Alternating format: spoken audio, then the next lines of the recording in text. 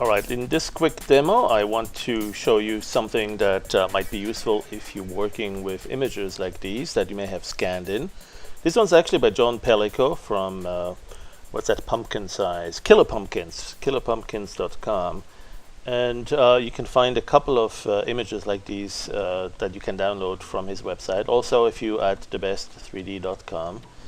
And typically if you scan your own images, and maybe these are paper sketches, and you can see that they were drawn with pencil on white paper.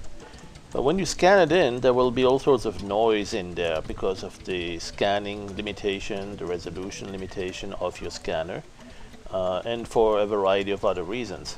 Now, one thing we'd like to do really in the end is get this to a clean, very clean line. Here we see a couple of parallel lines. Right? And we'd like to have just one cartoonish, one single solid line. It might look like this in the end. What we're trying to do is get something like this. Right? And this is something we can do in several stages. For instance, if we can get it to a point where we have a line like this, which is mostly black in the center and then fades to gray and all the way to white, then we can use this filter called the threshold filter, right? To adjust where that threshold is, and then soon enough we get a nice black line. We could then go and blur it again if we need a little bit more anti-aliasing or softness along the edges. So we could go to a quick blur, the simple blur, and that will take care of that. Right? Or you could do the Gaussian blur if you needed more of that. But the idea is to essentially get it to a point where we can get a very nice clean line. And if there's any gaps here or there, we might close them, but this one here is perfectly closed. This one here, there's no openings. And that means we can then use the fill tool. We haven't used that yet.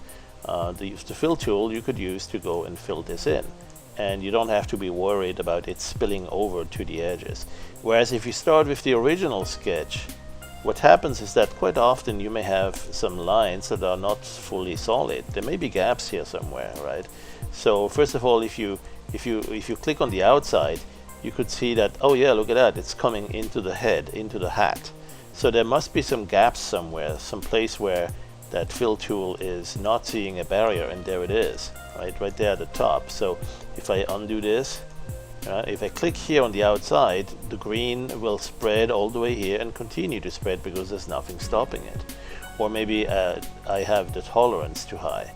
So you can try with 0 tolerance, and still there's a gap. Oh no, this one's actually good. So yeah, it was probably the tolerance, but you will find cases where it is just really a little opening and a gap. And so something like this is not a clean line. What you want to do is smooth this and then threshold it and then perhaps smooth it again. So let's see how that works. Or what's the principle? Another look to that would be something like this here. Let's go jump to my main. Let's go and erase this here and just let me just draw a line, kind of a dotted line with random offset. Let's make it black line, right? And what I'll do is I'll actually make a circle. Let's go and erase this, and I'll draw a circle, maybe a little bit less on the steps, or they're not that sparse. There you go. So I'm drawing a circle, right? Evidently there's a lot of gaps here, right? If I try to fill on the inside of the circle, there's no way it's going to contain it inside the circle, right? I can do that with the fill tool. Go and use pink, click on the inside, and boom, the whole thing gets pink because it doesn't see a solid border. It doesn't block it. It doesn't stop. So what I could do is I could draw a little bit more over that. Oops, let me use the black color for that again. I could draw a little bit more.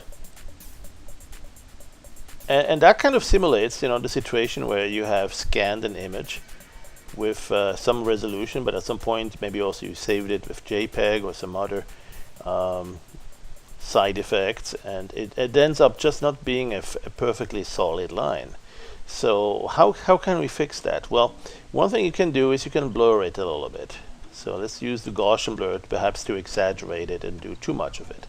But the idea is that now probably all of that grayish value it's not white anymore anywhere. Even here it looks very light, but it's not fully white. So if you're doing if you're using the fill tool at this point, with red color going to the fill tool, it's likely going to contain it. Oh, no, still found a place there. Maybe that's the tolerance though. So let's go and undo this once. Go to the tolerance 0, click here. Yep, there it is. But the problem is that while we contain it, we don't contain it right there where the gray is. It's very early on that it starts to, that it blocks it. Right, and so what we need to do is see if we can make this grayish transition really turn that into black. So after blurring it, what we'll do is we'll use the threshold filter perhaps already here, and we find a place where there is no gaps. Keep going, and boom, there we go. Now maybe that's too fat a line. Maybe we need to do that a little bit differently. So what we could do is use other adjustment tools like the adjust value. And with the adjust value, you could go, let's reset it first, there you go, and increase the brightness a little bit so it kind of dims it, makes it thinner, and then increase the contrast, like so, increase the gamma. Eventually you'll find a place where it's keeping it quite the size you want, but it still has the continuity and it doesn't get broken up. And so at that point, what you'll want to do is use that threshold filter again. All right. Now in this case here, I'm going to, I still have a little bit of a gap here. I'm going to keep that though, because I want the thickness, the size of the line to be about this small, or something like this. So, well, that's an easy one to fix though. When you have just one little place where you need to fill in the gap, you just go paint that in, right? No questions asked. You just go with a simple small or medium-sized brush. Pick up this color. If it's not black, how do you get to that particular color again? You could use the comma. Press and hold the comma key, comma on your keyboard. And while you do that, it switches to the turkey baster or the color picker. When you let go, it's back to the current tool. So this is the turkey baster tool that you see here too. But you don't have to move to the interface, switch it, and then go back to the brush. What you can do is you just temporarily press the comma key. Pick this color up, just click it, right? And then go back, and now you can paint with that. Now, I'm not going to need to be very precise on this because I'm going to do one more level of smoothing and then threshold again. I just want to make sure we have roughly the same size here as we have next to it, and that it's going to be closing the gap here. We could also do something here. This area here is a little bit narrow, so we might want to do this.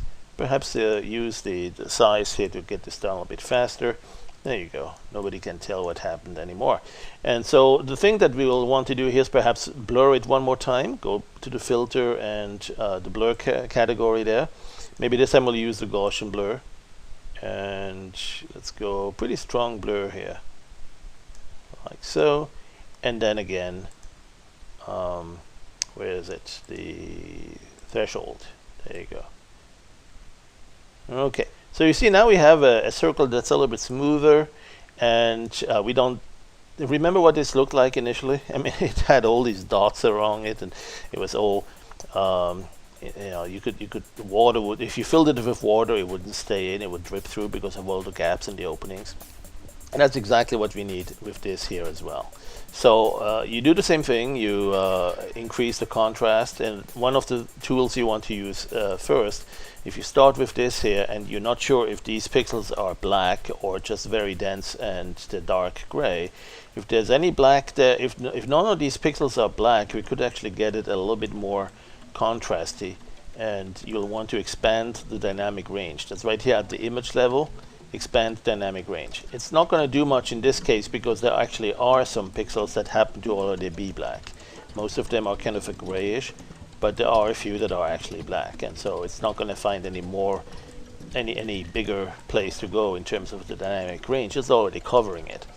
But the next thing you'll want to do is go, like I said, blur it, and then after that adjust the color, or the value, and then threshold it. And so here's a blur, and then here is actually I guess a little bit more adjustment, and eventually put the threshold around it. And what that gives you is, you know, make sure you any of these steps you'll want to save them and store them. But what this gives you is a place where you can start using the color fill tool. So let's say you want some green and you use the fill can here. You can click here, and you know it's not going to spill out. And you can click here, click here, click here. Now if you click on the black lines, then let's say for instance if I go with a cyan color and I click on black line, all of the black lines are going to be, that are connected at least, are going to turn to that color. That's not necessarily what I want. Unless of course it is what you want. So, but here's a couple of examples of how to colorize that afterwards. So this is a great way to do this. And of course we could use this as a starting point for what we did in another video earlier, which is looking at the modes. You know, you could for instance want to smear that at that point. Right, so with the smear mode, let's start for instance with a large airbrush. Right, something like this. A large airbrush, if you were to paint in pink, it would just paint over it. Right, in fact we can probably make it even bigger than that. Let's go airbrush 200. I guess I have a very high definition image here. Let's see what the size is. Image info. Oh yeah, it's 3200 pixels by 2500. Alright. So when you show it at 100% here, you can see, oh yeah, there's a lot of detail showing. Alright, so these large brushes, if I don't want them to actually paint, but rather just to smear, there's a couple of ways to do that, and we'll probably go into that in a little bit more detail in another tutorial. But just to get your appetite whet here, if that's the right word for it, let's get something like this. Yeah, let's use the smear mode, and then see that we can go and smear. Right, and then perhaps we need the step size to be a little bit closer. Oh yeah, that's better. And of course there's tons of other modes here. The opacity might need to be a little bit higher. There you go. Let's go and undo 1 or 2 levels. 1, 2, 3, 4. There you go. And so now we can use the smear mode to create another set of interesting little diversions on our hat. And let's grab the black here. All sorts of fun stuff to do with just this one brush mode called the smear mode. Alright, and that'll be that for this quick little demo, and I invite you to visit John Pellico's website, killerpumpkins.com. Always fun, not only on Halloween but on any occasion. And thanks for watching.